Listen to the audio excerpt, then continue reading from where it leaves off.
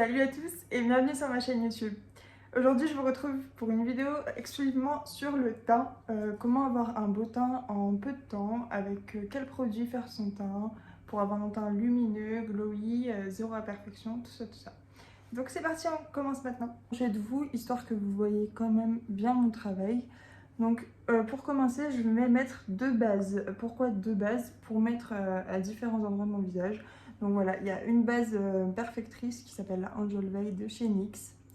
Que je vais mettre sur les pores apparents pour un petit peu camoufler les pores et parfaire ma peau. D'où le nom base perfectrice. Et je vais mettre une base illuminatrice sur les zones que je vais highlighter plus tard. Donc c'est-à-dire le bout du nez, les pommettes, un petit peu ici. Voilà, pour qu'il y ait déjà un aspect lumineux et en bonne santé avant de mettre le fond de teint. Et j'adore cette base aussi pour les shootings photos. Quand je fais des shootings photos, je mets souvent cette base au modèle parce que avec les lumières et l'appareil, ça fait un résultat très joli sur la peau. Voilà, donc je vais commencer à mettre les bases. Quand je travaille sur moi, j'y mets au doigt. Quand je travaille sur des modèles, j'y mets au pinceau pour une question d'hygiène. Mais c'est vrai qu'on peut très bien travailler les bases au doigt. Donc voilà, j'y mets beaucoup sur mes joues parce que c'est là que j'ai des pores très apparents. Et donc je vais mettre la deuxième base qui est la base illuminatrice. J'adore vraiment cette base. Ils avaient sorti une collection, je crois qu'il y avait un highlighter dedans et une poudre. En fait c'est des nacres tout en subtilité. Je sais pas si ça va ressortir, voilà. Ça se voit un petit peu je crois à la caméra. C'est des nacres tout en subtilité et j'adore l'effet que ça donne sur la peau. Donc bien sûr il y a des bases différentes pour chaque type de peau. Il y a des bases contre l'excès de sébum, il y a des bases qui agrippent le fond de teint, il y a des bases illuminatrices, il y a des bases correctrices, il y a plein de bases différentes sur le marché. Si vous voulez je pourrais vous faire une vidéo spécialisée là-dessus pour vous expliquer un petit peu plus le fonctionnement de chaque base. Dites-moi en commentaire si ça vous intéresse. Je continue ensuite avec mon fond de teint. Donc celui-ci c'est le NARS Radiant Longwear Foundation de chez NARS.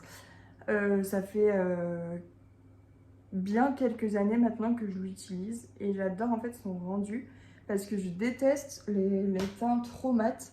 En fait j'aime bien quand c'est mat mais quand même un petit peu glowy, vous voyez l'effet un petit peu flawless. Voilà, c'est ça que je recherche sur un fond de teint et celui-ci le fait très bien. Alors peut-être qu'il est encore un petit peu clair, quoique j'ai l'air très blanche à la caméra donc je pense que ça devrait aller. Hop. Donc du coup j'applique du fond de teint sur tout mon visage, pardon, j'en perds mon français. Là il match bien avec mon cou. Donc comme je vous disais c'est un de mes fonds de teint préférés, je trouve que le rendu sur la peau est magnifique. Et j'adore aussi le Bandit Sweat de chez Too Faced. Vous voyez c'est pas trop des fonds de teint hyper couvrants, hyper mat, mais la couvrance est modulable. On peut très bien avoir une haute couvrance comme une couvrance aussi naturelle.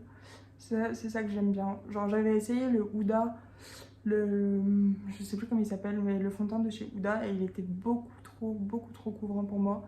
En fait je veux de la couvrance mais sans effet plâtre, vous voyez ce que je veux dire, et celui-ci le fait très bien. Je passe ensuite à l'anti-cerne, donc le mien c'est celui de chez Tarte, le Shape Tape. Mais j'en utilise plusieurs, j'ai aussi le Born This Way, j'en ai un de SLA. C'était une palette que j'avais acheté pour l'école avec plusieurs teintes dessus. Et c'est vrai que il y a ma teinte, donc quelquefois je l'utilise. Mais quand je veux un petit peu de couvrance, c'est vrai que je me retourne toujours vers celui-ci. Alors, voilà. Il est très bien, d'ailleurs il faut que je m'en rachète un parce que j'arrive à la fin. Il assèche pas trop le contour des yeux, donc ça c'est cool. Je vais éviter de vous mettre ma palette devant la caméra. Donc vous voyez comment il éclaire mon contour des yeux, j'adore. En fait je prends une teinte en dessous pour éviter de plomber mon regard. Et je trouve que ça fait un très joli rendu. Ouais, donc du coup j'ai pris tous mes produits teints de ma teinte d'hiver et j'ai un petit peu l'air patraque. En plus avec la lumière ça arrange pas trop. Mais en vrai ça va. C'est un petit peu clair par rapport à mon corps, mais ça va. Quelquefois, ça dépend des jours, mais j'aime bien utiliser des correcteurs de couleurs comme ça. Là, ça va, j'avais pas trop de cernes, mais j'ai les cernes très bleutées quand je dors mal ou quand je suis très fatiguée. Donc, j'aime bien utiliser un correcteur de couleurs. Est-ce que vous connaissez tous le fonctionnement de ces correcteurs-là? Si c'est pas le cas, bah, je pourrais vous faire une vidéo dessus. Mais en clair, les couleurs complémentaires effacent, enfin en gros, par exemple, si vous avez des boutons rouges, vous mettez du vert parce que c'est la couleur complémentaire du rouge et ça annule la couleur du bouton, donc ça évite de mettre beaucoup de produits, genre de fond de teint ou d'anti-cerne et ça cache bien votre bouton ou vos cernes. Donc voilà, c'est un bon petit tips pour éviter de mettre 500 kg de produits sur la peau. On passe ensuite à la poudre. Donc moi j'ai la poudre de chez Fenty Beauty en teinte banana. Voilà, elle est très bien et d'ailleurs on peut poudrer et le contour des yeux et le reste du visage sans que ça fasse un petit peu cakey. Vous voyez l'effet genre que j'aime pas trop sur le contour des yeux quand il est trop sec. Donc cette poudre le fait très bien. Il y a aussi la poudre de Huda Beauty que j'aime beaucoup. Même si l'odeur, voilà, j'aime pas trop. En fait les problèmes avec les produits Huda Beauty, c'est que les odeurs elles sont très chimiques et très fortes. Mais sinon les produits sont cool, donc voilà, celle-là c'est celle de chez Fenty. Du coup depuis que je suis à l'école, enfin depuis que j'ai fait l'école, j'utilise que des houpettes. Avant j'utilise des gros pinceaux, type comme ça. Et maintenant j'utilise que des houpettes, c'est pas parce que c'est mieux ou moins bien, c'est juste que j'ai pris l'habitude d'utiliser des houpettes depuis qu'on en a eu à l'école, donc du coup bah, j'ai pas arrêté. C'est vrai que j'insiste beaucoup sur le contour de la bouche, le nez et tout ça, toute cette partie-là, pour éviter d'avoir des grosses taches de fond de teint sur mon masque. Et c'est vrai que j'en mets un petit peu plus qu'avant. Prochaine étape, le bronzer. Donc je vais pas appliquer celui-ci parce que c'est un bronzer crème. Mais je voulais quand même vous parler des produits crème parce que c'est vrai que quand je veux un résultat très naturel, mais aussi en été, j'aime beaucoup utiliser les produits crème type bronzer liquide ou bronzer crème ou blush liquide ou blush crème. Voilà, c'est des trucs comme ça.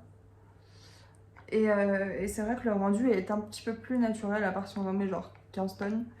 Et pour l'été, c'est un petit peu plus agréable sur la peau. Et c'est vrai que tout le mois de septembre, je me suis maquillée avec des produits crème. Mais là, comme j'ai poudré mon teint, je vais plutôt prendre un bronzer poudre. Du coup, je vais prendre ma palette de l'école qui est la SL à Paris, qui est comme ça. Elle coûte assez cher, je crois. Nous, on l'avait acheté parce qu'à l'école, on en avait besoin. Mais voilà, et je vais prendre ce fard qui va me servir de bronzer. C'est une palette assez forte en pigmentation, donc du coup je tapote bien sur ma main pour enlever l'excédent et j'en mets sur le creux de mes joues. Donc ça, voilà, ça réchauffe automatiquement le teint et ça creuse un petit peu la joue. Je sais pas si vous voyez la différence. Ça creuse un petit peu la joue et j'aime bien faire ça. Je le fais pas tout le temps parce que je suis plus adepte au blush qu'au bronzer. Même si on peut très bien mettre les deux, ce que je vais faire d'ailleurs, mais c'est vrai que j'adore avoir les joues très roses en ce moment. C'est juste un mood du moment, mais c'est vrai que j'adore faire ça. Je fais mes deux creux des joues. Bien sûr, descendez pas trop bas parce que ça peut vous durcir le visage. Et ça va pas donner du tout l'effet que vous recherchez. Et estomper très bien pour pas avoir de barres marron. Je vais en mettre un petit peu sur mon front parce que je trouve que j'ai un grand front. C'est complètement débile, mais voilà. Voilà, une fois que ça c'est fait, je passe au blush. Donc je vais prendre la même palette que j'ai utilisée pour le bronzer. Et je vais mélanger un rosé et un pêche pour donner une petite couleur de blush un petit peu comme ça. Un rosé pêche quoi du coup. Et je vais l'appliquer juste en haut du bronzer. J'adore cette petite couleur pêche là. Je crois que c'est ma couleur de blush préférée. J'aime pas trop les blushs très roses, très orange. J'aime bien un mélange des deux. Après voilà, ça dépend des carnations. genre sur les peaux très foncées et métis. Le blush orange, ça ressort très très bien, mais je vais appliquer du fixateur avant de mettre mon highlighter parce que je veux qu'il ressorte encore plus. Et avec l'effet mouillé de la peau, ça ressortira très bien. Donc oui, j'en mets toujours 14 tonnes. En plus, je vais en remettre après. Je sais que ça sert pas à grand chose, mais j'en mets toujours 14 tonnes. Voilà.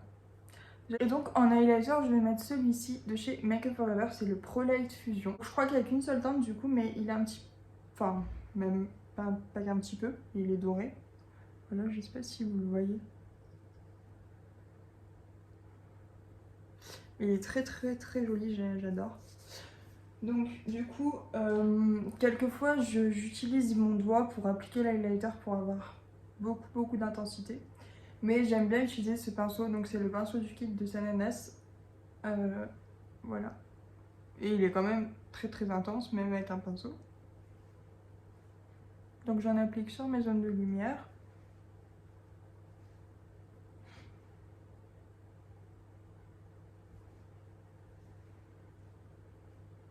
Donc voilà pour le travail du teint, c'est un teint très très glowy, très frais, assez rapide à faire. Là j'ai mis un peu plus de temps parce que du coup je vous expliquais en même temps, mais en vrai en 10-15 minutes c'est plié. Je vais finir mon make-up hors caméra et je vous retrouve après. Voilà, je viens de terminer mon make-up, du coup j'ai fait un truc très simple et très rapide parce que c'est l'heure de manger, que j'ai pas encore fait à manger et que j'ai faim. Donc je voulais pas perdre du temps dans mon make-up, donc j'ai juste mis un peu de rose sur toute la paupière.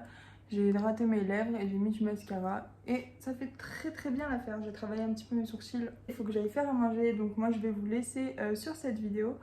J'espère que le contenu de cette vidéo vous a plu. Si vous avez envie que je vous fasse une vidéo sur les correcteurs de couleurs, sur les bases ou sur 10 petites façons d'avoir une belle peau sans maquillage, parce que oui, il n'y a pas que le maquillage qui compte pour avoir une jolie peau, n'hésitez pas à me le dire en commentaire, je le ferai très rapidement. En attendant, j'espère que cette vidéo vous a plu.